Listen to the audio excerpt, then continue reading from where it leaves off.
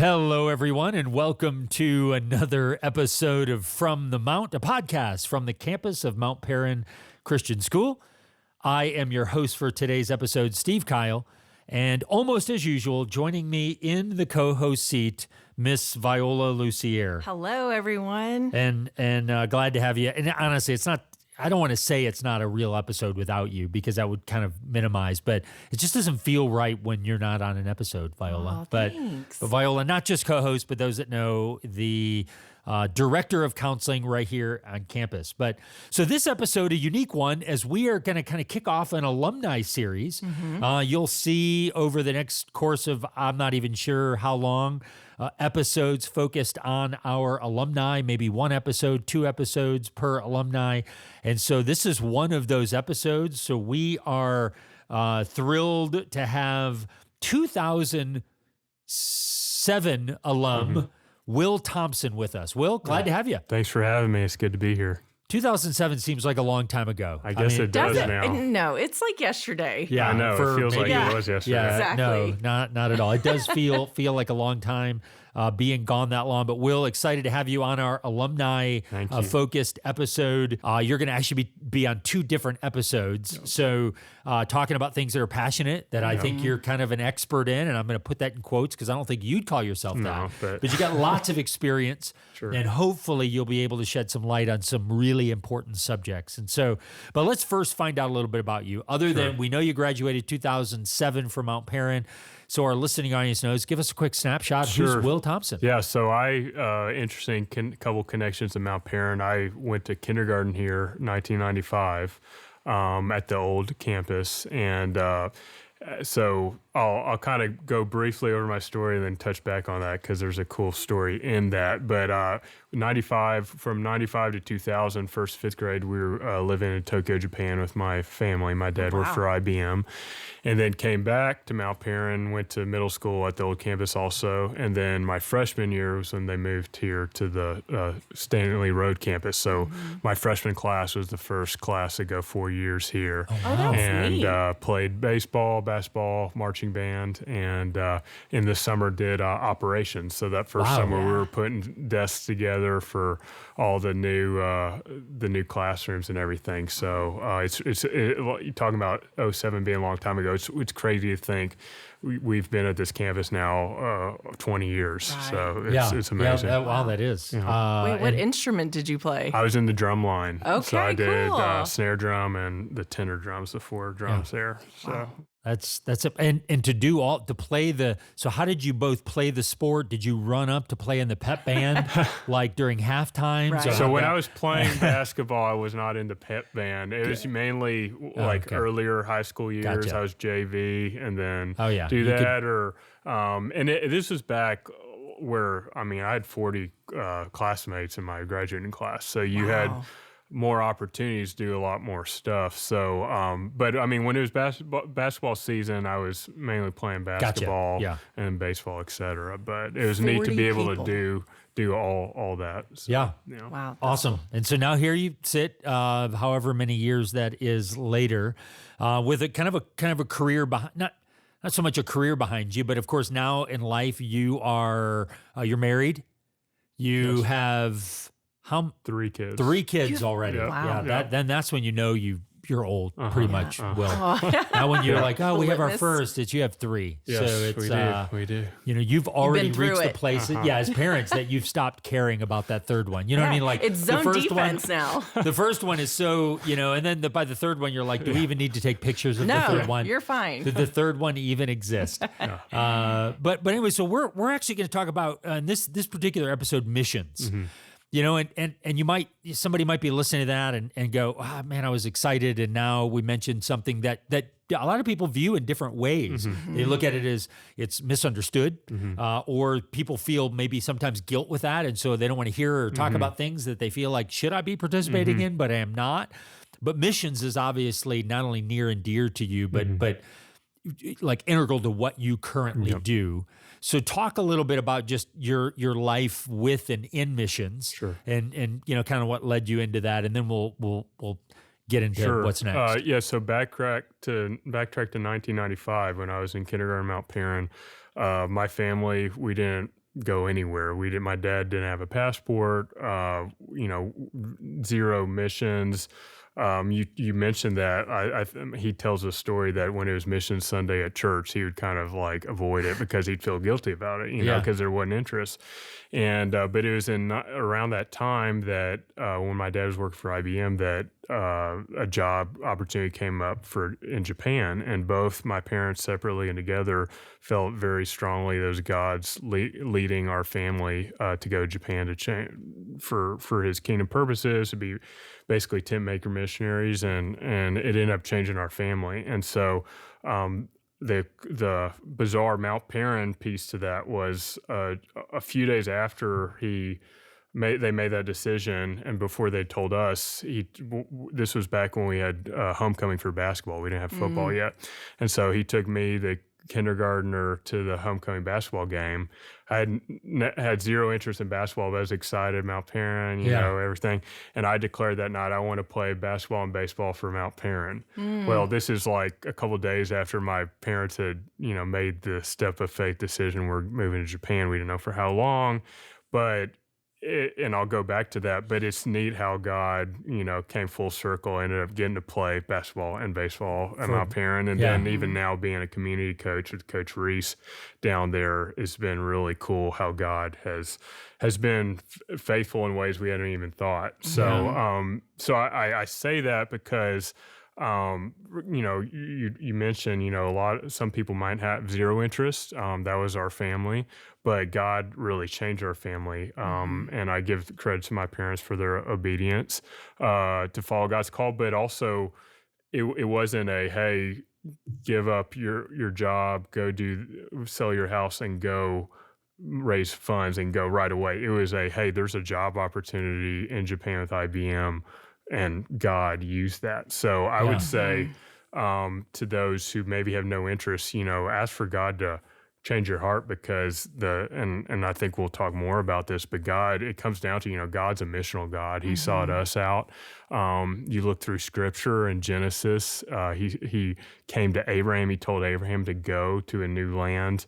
From beginning to Genesis Revelation, you got the Great Commission, Paul, his missionary journeys, and then finally Revelation 7:9, where every tribe and people group will be together before God's throne. So I would say that's kind of the short reason why we should care, because God cares, and He cared enough to come to us as Jesus.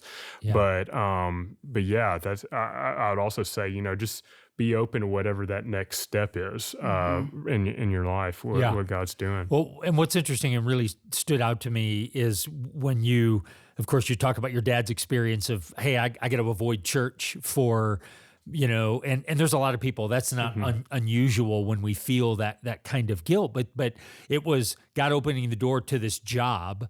But you could still have gone and looked at it as just simply that. I'm going over there to work for IBM or whoever while I'm there, and not go, but God, how do I reframe my thinking I now have this opportunity to go overseas to a place that's, in some regards unchurched in many ways, at least the way, But it requires that reframing of thinking of how do I just look at this and go, well, no, I'm going over for work. Well, actually, God's bringing you over there, but is that what He's bringing you over there for? And I think that's biblical. I mean, that's scriptural kind of spiritual maturity as you look at that. And I think that's something we don't do enough of. Nope.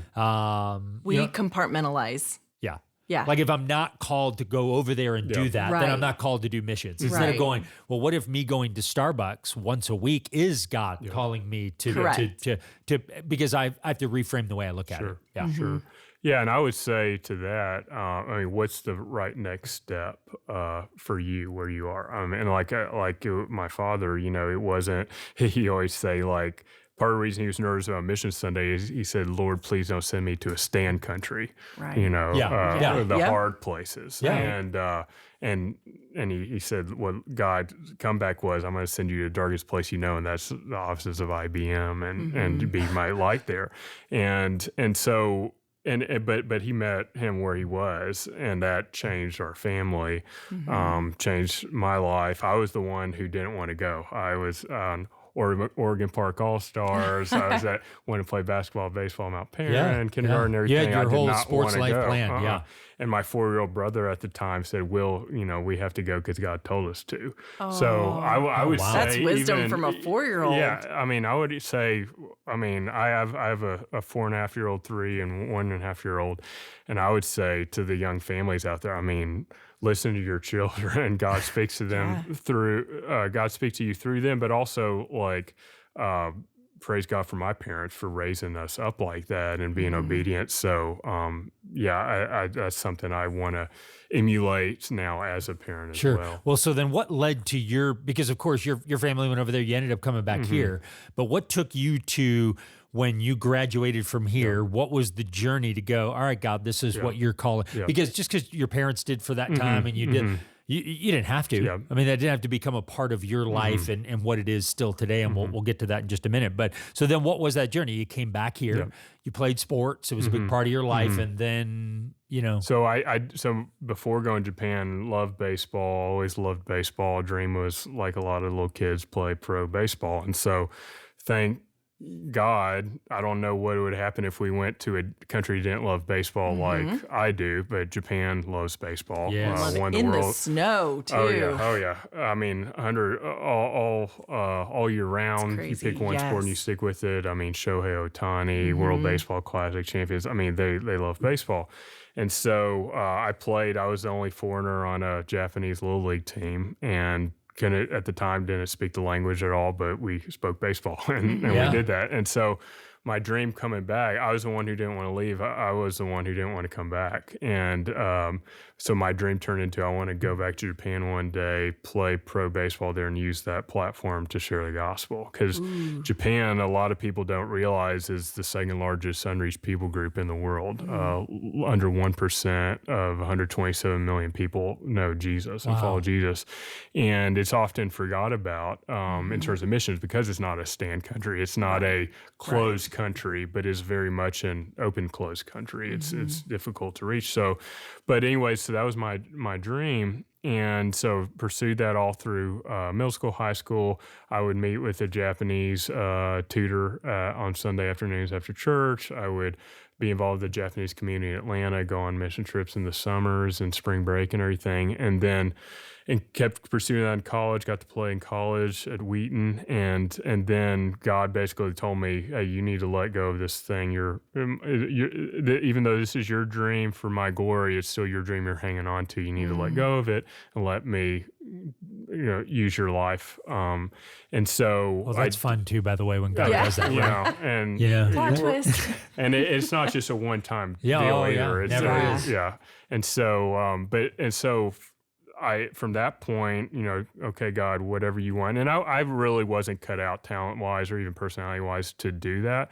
But what's cool is, and this is another neat Mount Perrin connection, which wasn't a Mount Perrin connection at the time, but I believe Mrs. Merton in the high school. So her brother-in-law, this is 2010, I was a senior in college, had just gone over there to play baseball in Japan. His first year broke Ichiro's single season hit record, extremely popular team, popular player.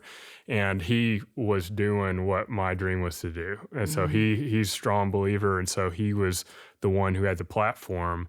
And so I ended up going to basically be his help with his ministry and be the behind the scenes role of connecting him and the other players to the churches and communities. And so that's kind of how it all started, how I went back ended up going with Fellowship of Christian Athletes. And that's how we started over there. Doing what you do, which you now currently serve. Correct.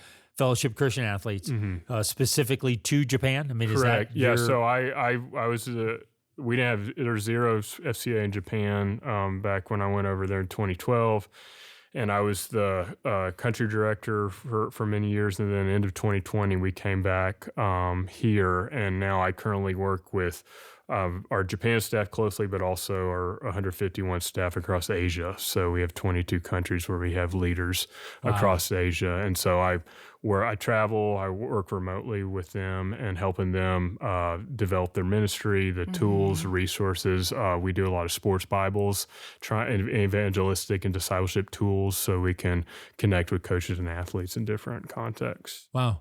Yeah. I mean, it's a, and when you think of that region of the world, the task that's before you is it's big. And when we think of that, and what's sad is, I think people would like. I know, I love sports, baseball. I knew Japan, huge.